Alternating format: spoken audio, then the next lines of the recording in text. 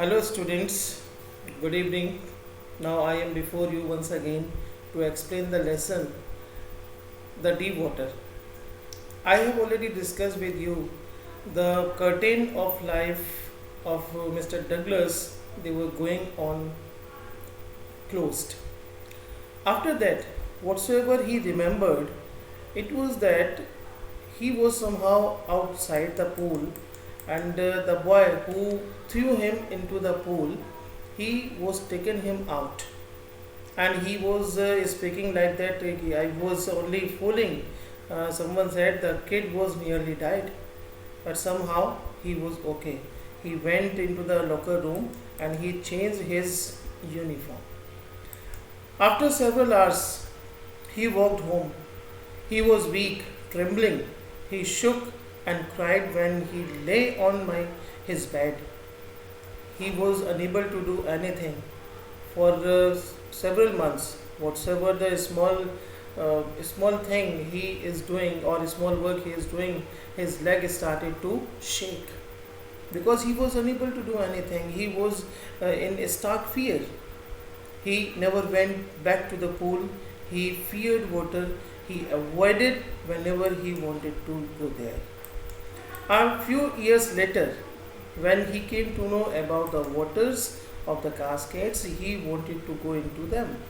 But whenever he tried, the stark terror would come back. This handicap stayed with him as the years rolled by. He wanted to go for fishing, he wanted to go for swimming, he wanted to go for canoeing, but all these things they are ruined. Means he wanted to learn, he wanted to do each and everything, but he was unable to do due to fear of water. One thing he wanted to overcome his fear of water. What he had done, he he hired an instructor, like a teacher. He hired a teacher just like that. So he used every way he knew to overcome this fear, but it held him firmly in its grip finally. In October, he decided to get an instructor and learn swimming. He went to the pool and practiced 5 days a week, and hour each day. The instructor put the belt around him. A rope attached to the belt went through a pulley that ran on an overhead cable.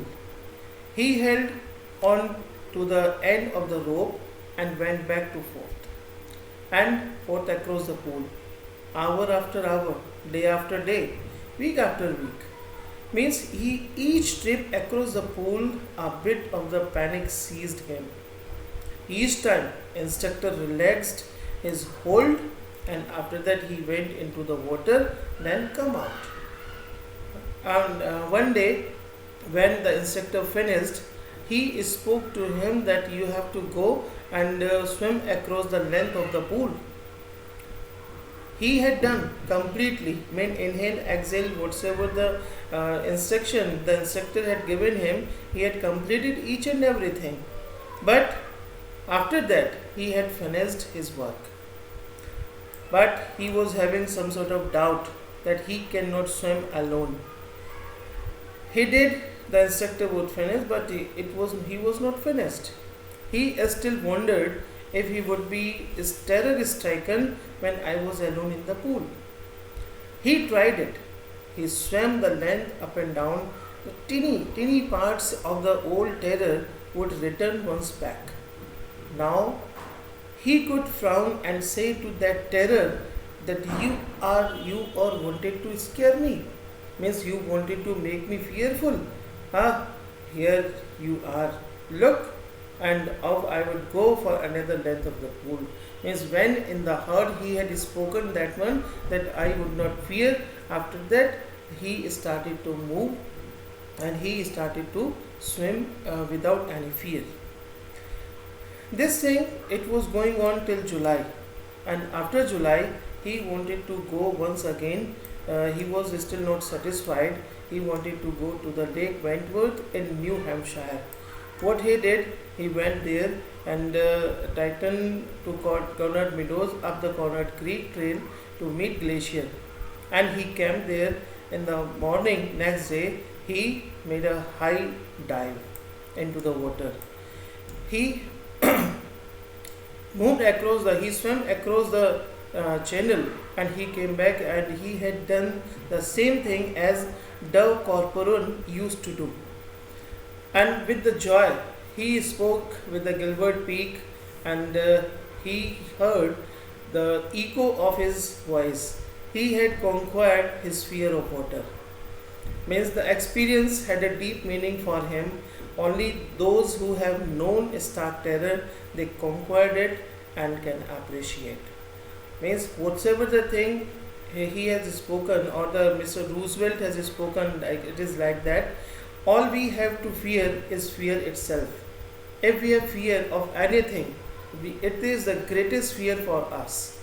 We cannot do anything with that fear. He had experienced both the sensation of dying and the terror that fear of it can produce.